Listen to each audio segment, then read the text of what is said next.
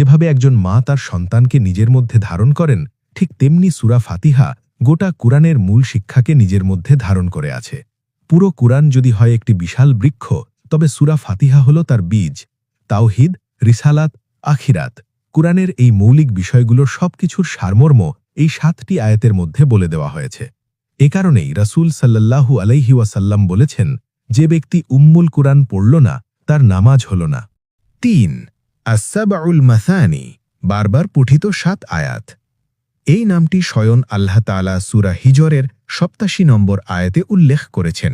তিনি বলেন, আমি আপনাকে সাবউল মাসানি এবং মহান কুরআন দান করেছি।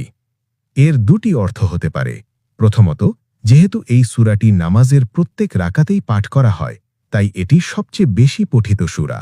দ্বিতীয়ত, কিছু মুফাসসির বলেছেন মাসানি অর্থ হল যা ২ বার সম্মানিত হয়েছে, একবার মক্কায় এবং একবার মদিনায় এর মর্যাদা ঘোষিত হওয়ার মাধ্যমে। ৪. আস-সালাত, নামাজ।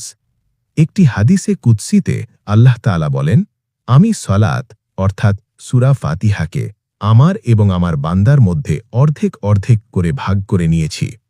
যখন বান্দা বলে আলহামদুলিল্লাহি রব্বিল আলামিন, তখন আল্লাহ বলেন, আমার বান্দা আমার প্রশংসা করেছে। যখন বান্দা বলে ইহদিনাস সিরাতাল মুস্তাকিম, তখন আল্লাহ বলেন, এটি আমার বান্দার জন্য এবং আমার বান্দা যা চেয়েছে তা তাকে দেওয়া হল। সহিহ মুসলিম। চিন্তা করুন, এই হাদিসটি প্রমাণ করে সূরা ফাতিহা হল আল্লাহ ও বান্দার মধ্যে সরাসরি কথোপকথন। তাই এই সূরাকে সলাত বা নামাজের আত্মা বলা হয়। ৫.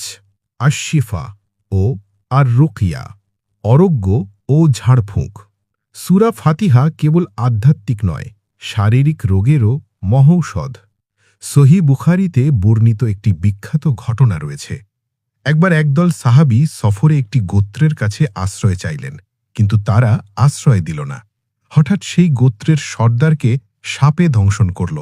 তারা অনেক চেষ্টা করেও কোনো প্রতিকার করতে পারল না। অবশেষে তারা সাহাবীদের কাছে এসে সাহায্যের জন্য অনুরোধ করল। দয়া করে আমাদের সাহায্য করুন, আমাদের সর্দারকে বিষাক্ত সাপে দংশন করেছে। আমরা সব চেষ্টা করেছি, কিন্তু কোনো প্রতিকার করতে পারছি না।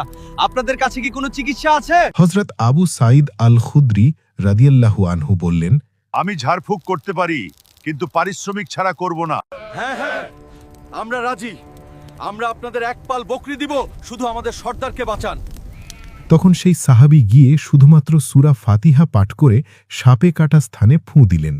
আল্লাহর কি অসীম কুদরত! সঙ্গে সঙ্গে সেই সর্দার এমন